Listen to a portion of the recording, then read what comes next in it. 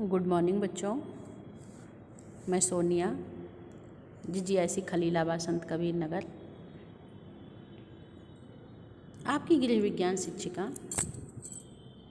बच्चों, इंटरमीडिएट गृह विज्ञान में आज से हम अध्याय 5 श्वसन तंत्र पढ़ेंगे और इस पाठ में आपको बताया जाएगा कि श्वसन तंत्र क्या है, प्राश्वसन, निश्वसन, श्वसन तंत्र के प्रमुख अंग आदि की जानकारी आपको विस्तृत रूप से दी जाएगी। तो चलिए हम लोग पाठ को शुरू करते हैं। सबसे पहले हम जान लेते हैं कि श्वसन तंत्र का अर्थ क्या है।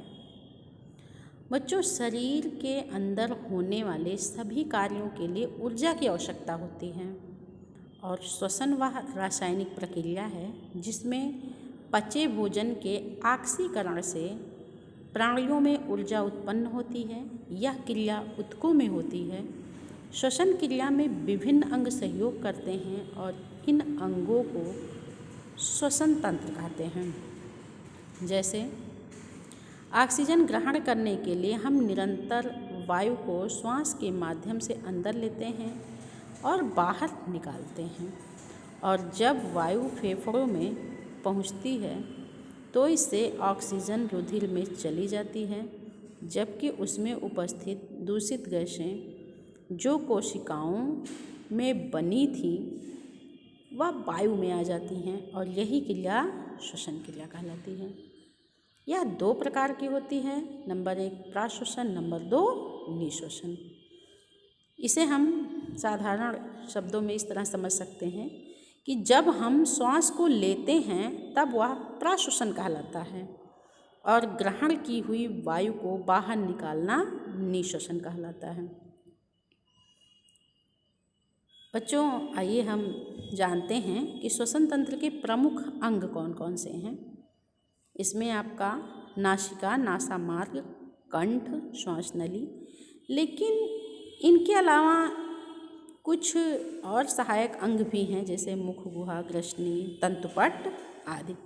तो एक एक करके हम आइए इसको पढ़ते हैं। सबसे पहला यानी नंबर 1 है आपका नासिका, जिसे हम नाक भी कहते हैं। यह चेहरे पर स्थित नासिका 2 नथुनों के बाहर खुलती है। इसके अंदर झांकने पर एक नासा मार्ग दिखाई देता है जिसमें नासा गुहा 2 भागों में बटी होती है। नासिका का अगला भाग उपास्थि तथा पिछला भाग अस्थियों से बना होता है। नासिका गुहा पीछे एक टेढ़े मेढ़े घुमावदार मार्ग में खुलती है जिसे नासा मार्ग कहते हैं। यह मार्ग अनेक विभिन्न प्रकार से उभरी हुई अस्थियों के कारण टेढ़ा मेढ़ा होता है। यह स्लैश कला से ढका होता है जो एक चिकना पतला तरल स्लैश स्रावित करती रहती है। नासा मार्ग मुख गुहा में पर्याप्त भीतर जाकर खुलता है और इस भाग को ग्रसनी कहते हैं। बच्चों, ये श्वसन तंत्र का चित्र है जिसमें आपका नासिका, ग्रसनी, लैरिक्स, श्वास नली देखिए इधर स्थित है, 2 फेफड़े, श्वसनी और श्वासनिका, मध्यपट, ये सब आपको स्पष्ट दिखाई दे रहा है।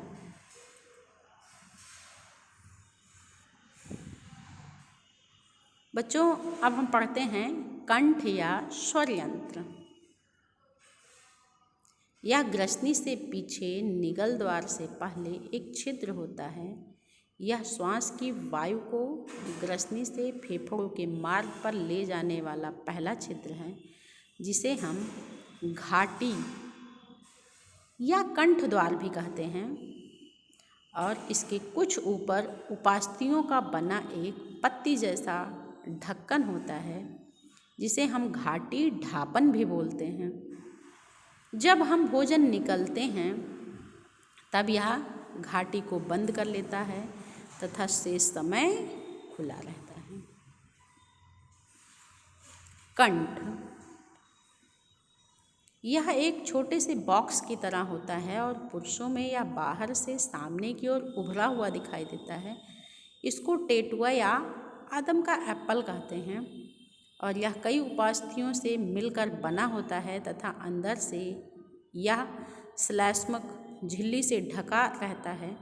इसके अंदर की गुहा में 2 सफ़ेद मजबूत डोरियां होती हैं जो कंपन करके विभिन्न प्रकार की ध्वनि उत्पन्न करती हैं। तीसरा है आपका श्वास नली। यह एक नली है जो कंठ के बाद पूरी गर्दन में स्थित रहती है। यह 10 से 11 सेंटीमीटर लंबी, 1.5 से 2.5 सेंटीमीटर व्यास की होती है, जो गर्दन में सामने की ओर रहती है।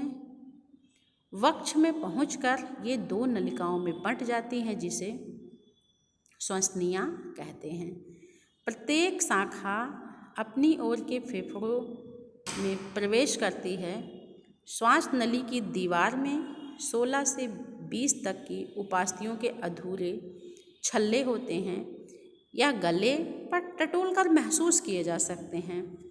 यह छल्ला सी के आकार का तथा पीछे की ओर अधूरा होता है। इन छल्लों में श्वास नाल चिपकने नहीं पाती तथा वायु के आने जाने में कोई बाधा नहीं पड़ती। ऐसे छल्ले श्वसनियों में भी होते हैं।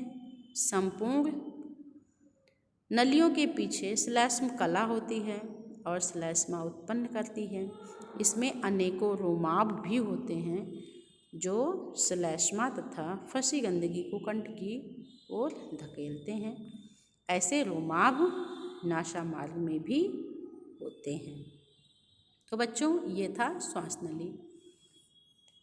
फेफड़े। 2 फेफड़े हमारे प्रधान श्वसनांग हैं।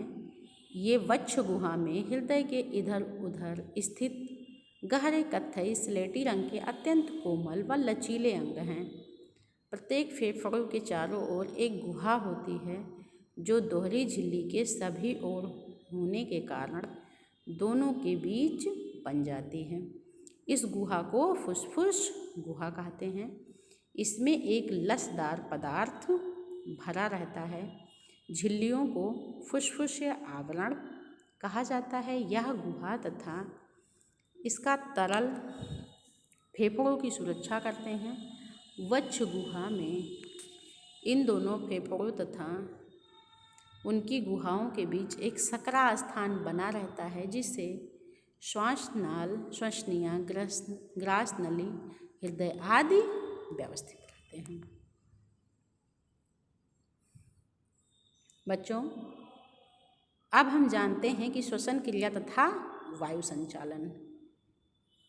हमने आपको पहले ही बताया है कि प्रत्येक बार श्वास लेने में हम 2 क्रिया करते हैं, प्राश्वसन और निश्वसन। अब प्राश्वसन क्या है, आइए समझते हैं। प्राश्वसन, इस क्रिया में वायुमंडल में नासा छिद्रों, नासा मार्ग, ग्रसनी, श्वास नाल आदि से होती हुई सीधा फेफड़ों में आती है। सामान्य अवस्था में जब सीना फूला हुआ नहीं होता है, प्रत्येक पसली कुछ भीतर तथा पीछे की ओर झुकी रहती है। इस समय तंतुपट वक्ष गुहा में गुंबद की तरह उभरा रहता है। पसलियों के सिरे से जुड़ी रहने वाली मांसपेशियाँ पसलियों के बीचों बीच में रहती हैं। ये पेशियाँ क्रम से सिकुड़ने तथा शिथिल होने के कारण प्राश्वसन में पसलियों को कुछ बाहर तथा आगे की ओर उठाकर वक्ष की चौड़ाई बढ़ा देती हैं। इस समय उरोस्थि या छाती की अस्थि भी ऊपर उठ जाती है तथा तंतुपट से जुड़ी पेशियाँ सिकुड़कर इसको चपटा बना देती हैं, अर्थात गुंबद गायब हो जाता है। इस प्रकार वक्ष की लंबाई भी बढ़ जाती है और इस प्रकार वक्ष का आयतन बढ़ने से फेफड़े फैल जाते हैं और वायु मंडल की वायु तेजी से इसके अंदर घुस जाती है। निश्वसन। प्राश्वसन के तुरंत बाद तंतु पट की कोशिकाएं शिथिल हो जाती हैं, अतः यह वक्ष गुहा से फिर उभरकर गुंबदाकार हो जाता है। उधर पसलियों से जुड़ी पहली पेशियां शिथिल हो जाती हैं, किंतु पेशियों के दूसरे क्रम से उड़ते हैं, अतः उरोस्थ तथा पसलियां अपनी पूर्व स्थिति में आ जाती हैं। फूला हुआ सीना पिचकता है, वक्ष गुहा का आयतन कम हो जाता है, फेफड़ों तथा उसके अंदर की वायु पर दबाव बढ़ जाता है और वायुमंडल की अपेक्षा अधिक दबाव हो जाने के कारण वायु फेफड़ों से वायु मार्ग से होती हुई बाहर निकल जाती हैं। ये दोनों क्रियाएं अनैच्छिक क्रियाएं हैं और एक वयस्क मनुष्य में संपूर्ण श्वसन क्रिया 1 मिनट में 15 से 18 बार होती है, अर्थात संपूर्ण क्रिया में लगभग 4 सेकंड का समय लगता है और इस दर को बनाए रखने के लिए मस्तिष्क में स्थित एक जोड़ी श्वास केंद्र उपस्थित होते हैं जो श्वास क्रियाओं में तालमेल रखते हैं। तो बच्चों, ये था आपका श्वसन तंत्र का अर्थ, प्राश्वसन, निश्वसन।